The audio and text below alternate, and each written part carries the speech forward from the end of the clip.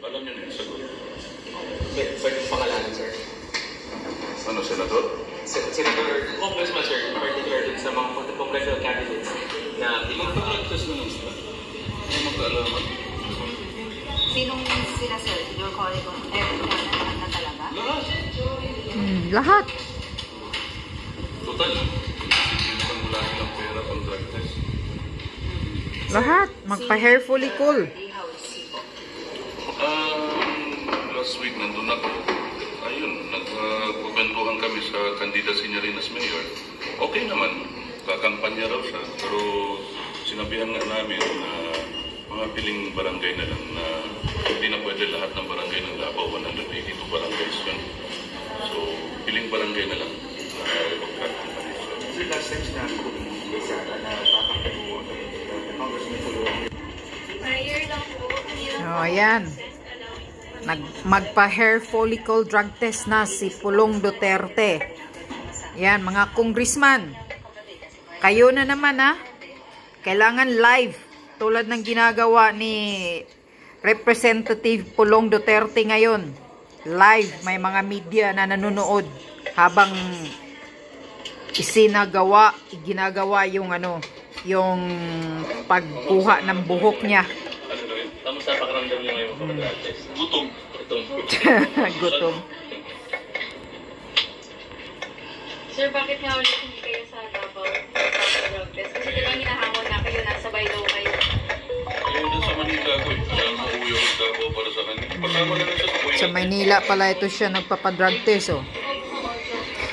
Kayo mga congressman, mga huwadkom, kailan kayo magpa-live drug test, hair follicle? Para hindi masikip, camera man na lang.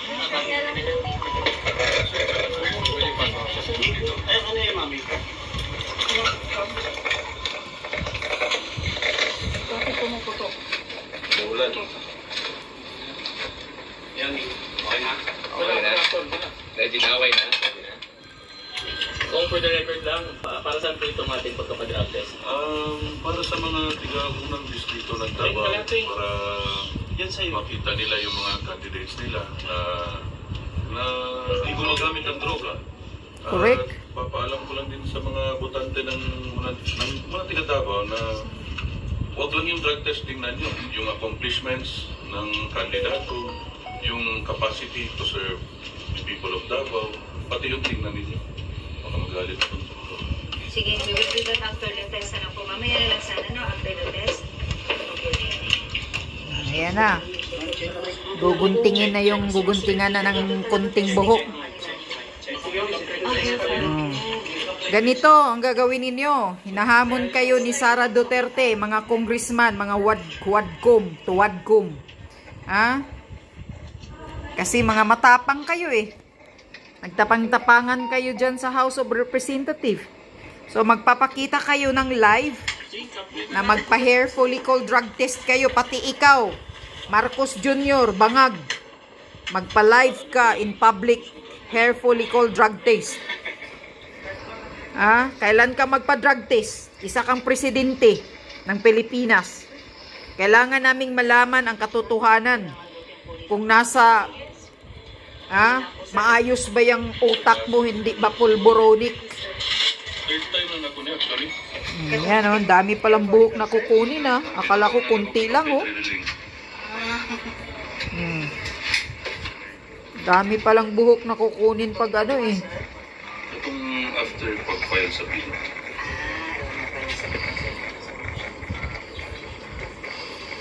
Sunod nito, kayo mga congressman, mga quadcom, pakita ninyo. Live. Ikaw, Marcos Jr., live. Kasi authenticated ka, pulboronic. Doon sa video na inilabas ni Maharlika, authenticated ka. Na pulboronic ka. Kailangan kakasa kayo sa hamon ni Vice President Sara Duterte. Kasi siya, dalawa daw. Magpa-hair follicle din siya at magpa-neuro exam. Kasi sinasabihan nyo siya, wala na siya sa hulog na nagsasalita siya, nagurgurin niya si Bangag Jr., O, yan na. Ha?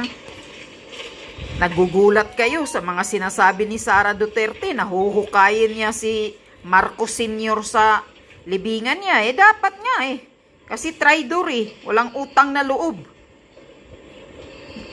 Si President PRRD ang nagpapalibing tapos ganyang ginagawa, mga traidor.